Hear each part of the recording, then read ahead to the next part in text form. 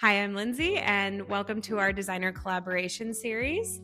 Today we are meeting with Michelle of Michelle Berwick Design. We're very excited to chat, talk about your design process, talk about some material selections, and some favorite projects. So let's get into it. First, let's start. Introduce yourself. How did you get into design? How did this become Michelle Berwick Design? So I'm Michelle Berwick of Michelle Berwick Design. How did I get into design? I don't know. It seemed to be a bit of an organic process. I've always considered myself a creative, and then this is just one medium for that. So I was actually working at a car dealership, and I was pregnant with my daughter, and then I was off on maternity leave for a year. So I just started doing people's bedrooms. I did projects. Yeah, I did 4 projects over that year, and then I featured them on a blog, and then that blog other people started reading, and then people started asking me to do it, and eventually it grew to the point where I started doing it full time. How would you describe your style, your design aesthetic? What's the style that inspires you and that you kind of aim for? Yeah, I would say my own personal design aesthetic is kind of fresh and fun. I like to push the boundaries with color and texture and pattern.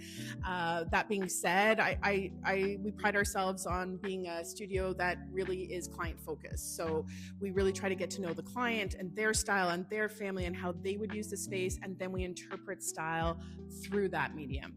So it's not really necessarily about us pushing our design aesthetic on the client. It's more about getting to know them and delivering what they want. And how does that process work? Like, how do you meet with your clients? When do you decide to work together? And what's the interview process for you to take a client? I think it's all about getting to know each other. It's about communication, just like any other relationship. So we meet, we talk, we look at the space or the plans, and we kind of get to know them. And if it feels like a right fit on both ends, then we would start to get into, creating an estimate and putting some numbers together for what they're trying to achieve.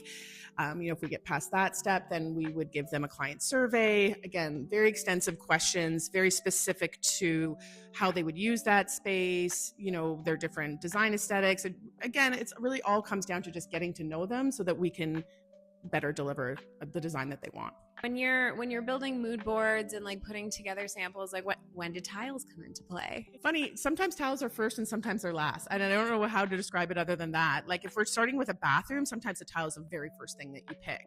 In a kitchen, sometimes it could be last. Like maybe it's the layout first, maybe it's the hardware, maybe it's the color of the cabinetry. So there's no really one way to answer that question. They're always a part of the equation, but sometimes they're at the beginning and sometimes at the end. How important does tile fall into a spec for you? Like, do you like a feature wall? Do you prefer a tile that's more muted and like kind of in the background, or what is it that draws you to a tile? I think with tiles, to me, there's 2 options, right? So there's the natural way, which is typically the most beautiful option, the most expensive option, the most high maintenance option, or there is human-made tiles, some that try to look like natural tiles and some that try to be their own independent thing.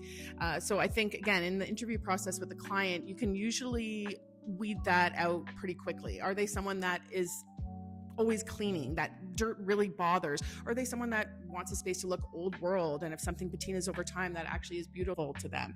And that's when you sort of pick the lane. And in your home, what's your selection of materials when it comes to tile? What do you like to live with? I'd like to say I have natural stone everywhere, but I don't.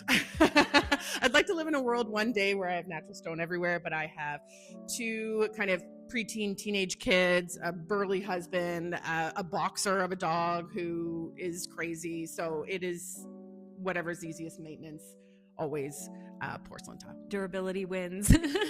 Tell us about a project that you've worked on that either excited you or inspired you, or something that you found, I guess, changed up and ended up becoming a really happy accident, or something interesting. Project Montana comes to mind, and you were actually a huge help in this project.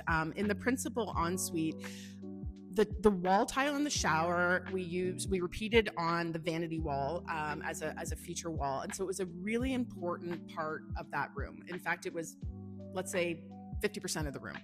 And we had originally picked a tile with a client that had a certain pattern. And when the shipment came in, the pattern couldn't perfectly match up. So we had to pivot, and sometimes happy accidents happen. And you helped us select a new stone.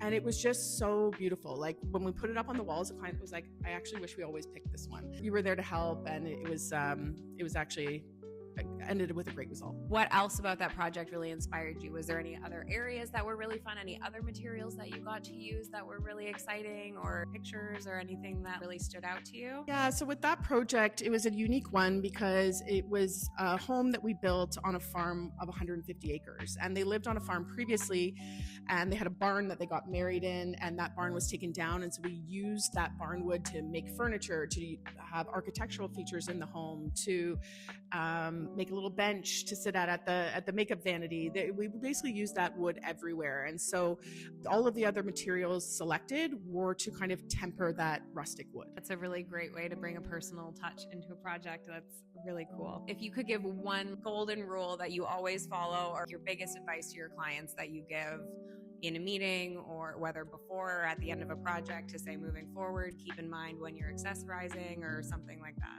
I would say my biggest design advice is don't overthink it. And I know that sounds so simple, but especially if you've hired a professional design team, they know what to do and they're going to guide you in the right direction. And when projects start to go sideways, it's because clients are overthinking it and they've just had too much time to be in their minds, right?